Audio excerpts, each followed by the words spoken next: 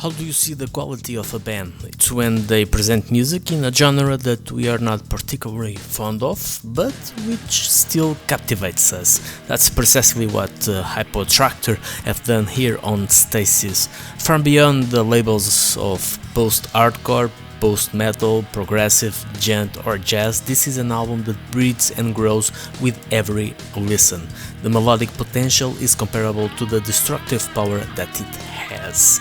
A dynamic that becomes the guiding thread for a great album.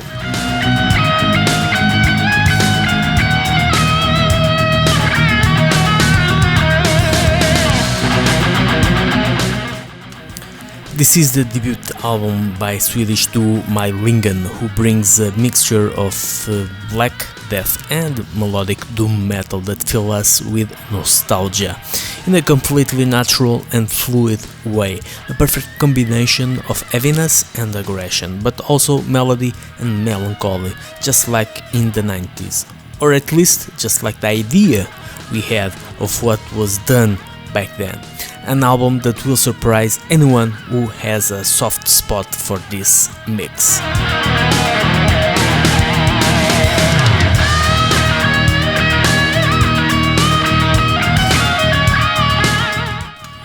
The brutal death metal of these American masters never disappoints, without falling back on commonplaces, or rather, without letting those commonplaces make their music predictable or even uninteresting.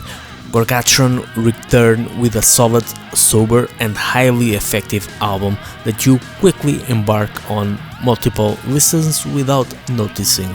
For those who think that this style no longer has anything to offer, then Sentience Revoked becomes even more of a must.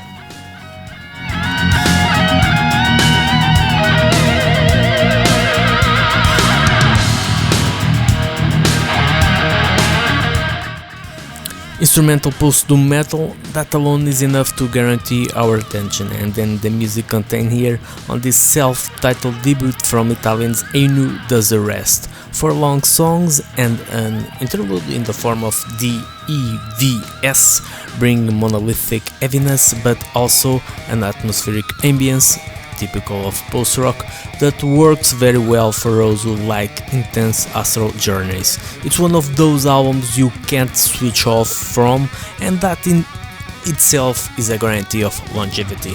A must listen.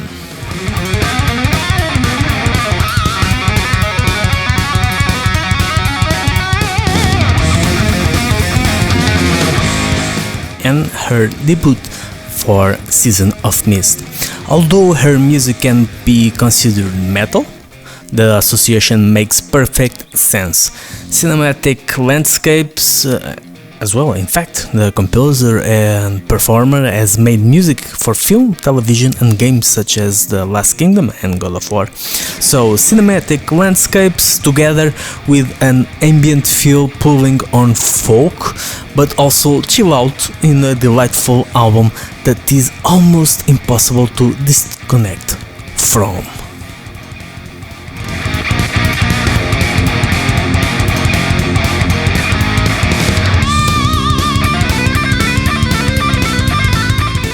Seventh Dimension are back, and with that you know that high-class progressive metal is back too. Despite what it may seem, it's getting harder and harder to find originality in the realm of progressive metal, especially in those that are modern.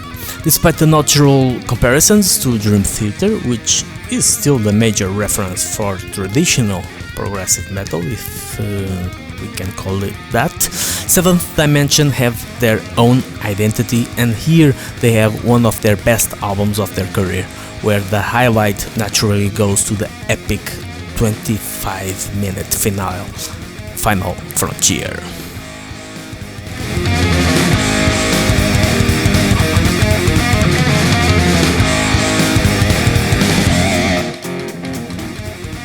"14 years later, here's a new album from Severe Torture, a benchmark in Dutch death metal. With a prolonged absence, it's certain that expectations can rise higher than normal, and this can damage what is a good piece of work.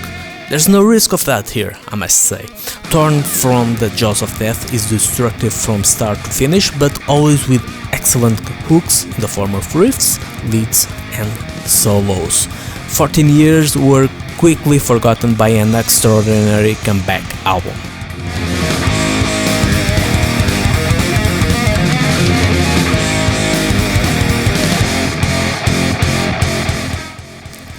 A big comeback for Replacire, who haven't released new music since 2017, and the passage of time has done them good, as the center that cannot hold makes them even more interesting in a genre where it's difficult to make it in general.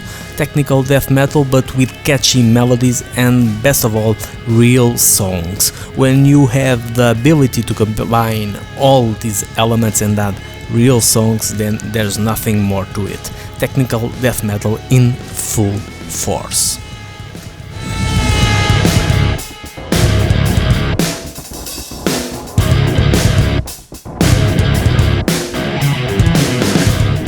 The debut of the one-man band Kvaen on Metal Blade Records couldn't have been better. With two great albums of melodic and pagan black metal, expectations were high for this third work.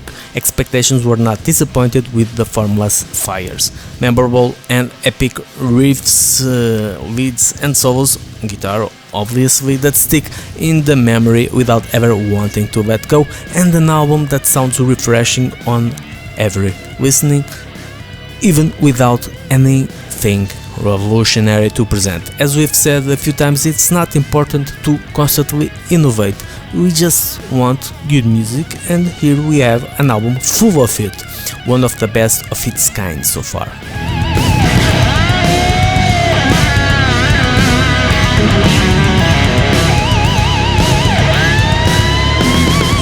It's always a highlight for any self-respecting music lover when we get another album release from Japanese post-rock masters Mono.